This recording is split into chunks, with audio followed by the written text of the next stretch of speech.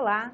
O Fundeb, Fundo de Manutenção e Desenvolvimento da Educação Básica e de Valorização dos Profissionais da Educação, é hoje o principal mecanismo de financiamento da educação básica no país, mas ele acaba em 2020.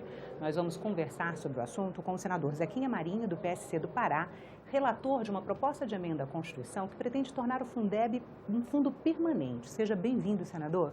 Muito obrigado. Satisfação estar aqui no programa.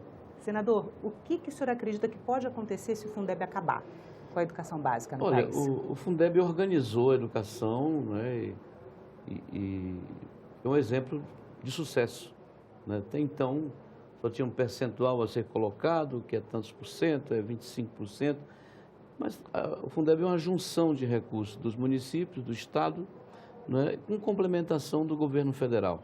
Então, porque não existe um Fundeb, né, senador? Cada estado e o Distrito Federal tem um. Cada estado praticamente tem um, mas tem estados que coincidem os valores, né? Nós temos aí uns 8 estados que recebem o menor valor per capita aluno, né, que termina sendo tudo igual, inclusive o meu, que é o estado do Pará, né? O Acre, por exemplo, o Amazonas, o Pará, o Maranhão, e assim vai. São 8 nesse... Vamos tentar explicar para o telespectador como é que funciona o Fundeb? Ele Como é um fundo... O Fundeb é recurso arrecadado, recursos próprios do Estado, com recursos destinados ao município, não é? E se o Estado é um Estado de uma grande arrecadação, naturalmente você tem um Fundeb relativamente bom, com um valor per capita destinado ao aluno relevante, né? Se o seu Estado for um Estado da economia ainda pequena, de uma arrecadação baixa, você também vai ter um valor per capita aluno baixo, né? E é aí que nós estamos tentando contribuir com o Brasil, né? E principalmente com esses estados que recebem menos valor per capita. Porque se eu tenho uma complementação da União, a União deve entrar exatamente onde mais necessita. Senão, no modelo que está posto o Fundeb, eu estou reproduzindo desigualdade, né? Estou reproduzindo desigualdade. Se tem complementação, nós queremos que essa complementação seja mais ou seja menos, de acordo com a economia daquele estado, né? Por exemplo, discuti hoje com a consultoria técnica ligada à questão do Fundeb. E dizia para eles que nós temos que produzir um resultado justo, né? E de que forma fazer isso? Eu preciso fazer pelo menos uma média do que significa isso, esse valor per capita no Brasil todo. Eu pego o maior, né, e pego, digamos assim, o menor. E somo, aliás, todo mundo e divido, né, e encontro uma média. De modo que eu possa fazer justiça nisso aí. Eu possa... Para que a complementação da União ao menor fundo, por exemplo, seja maior e construa uma média. Vamos para os estados que recebem, lá nas séries iniciais, R$ 3.238. Você tem estado que recebe mais de R$ 6.000, né? Qual é a média entre... Recebe ou consegue ter no fundo esses recursos? Consegue ter no fundo. Porque recebe o porque fundo, é o ele tem recurso transferências, próprio, é o né, recurso próprio impostos. mais a complementação, né, do governo federal. Correto? Correto. O que eu quero? Faz-se a média nacional do Fundeb, para ninguém não ficar nem de mais nem de menos, né? Aqui a renda do estado do Pará, ou do Amazonas, ou do Maranhão, é uma renda baixa. Então, para botar na média nacional, eu preciso melhorar o percentual de complementação da União. Tá certo? Porque senão eu vou manter a desigualdade. Eu vou reproduzir desigualdade. E a educação é quem faz a coisa avançar. Então, né? Só para colocar um pouquinho em números, né? Assim, segundo a justificativa da proposta de emenda à Constituição, os recursos saltaram de 35,2 bilhões em 2006, que é quando ainda era o Fundef, para 36 bilhões no ano passado, né? Não, 35 milhões para 136, não, é exatamente isso. A complementação da União foi de 492 milhões em 2006 e pulou para 14 bilhões em 2018. Perfeito.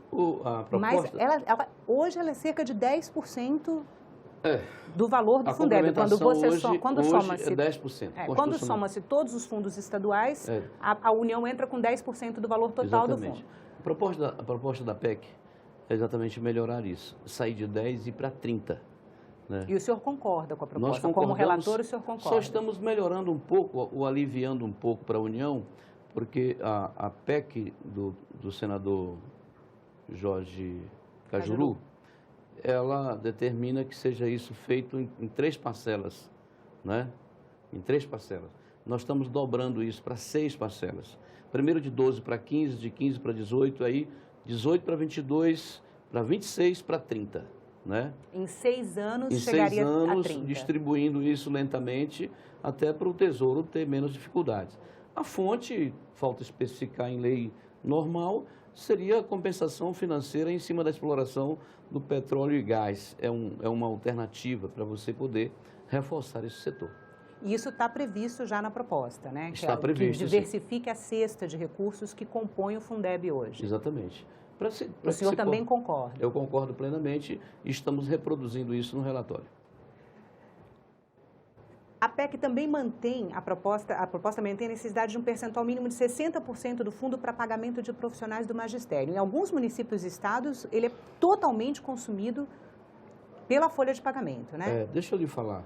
À medida em que a União estabeleceu aqui o salário base, né, nacional, que o professor não pode ganhar menos que isso, né, perde-se todo um controle sobre esse percentual. Não, eu mantenho aqui 60 para pagar e sobra 40 para reformar, para fazer outras coisas, algum custeio, né, e até investimento também no setor.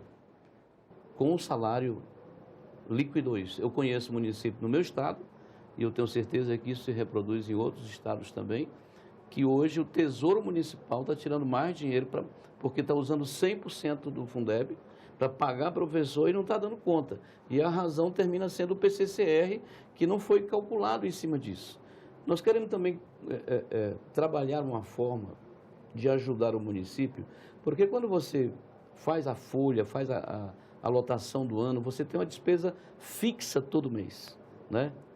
E o repasse do Fundeb, ele fica subindo e descendo. Porque ele depende da arrecadação, Depende né? da arrecadação, mas a gente precisa evitar isso. Como é que esse mês eu deveria receber X milhões, recebo menos que isso, como é que eu lhe pago? Não é?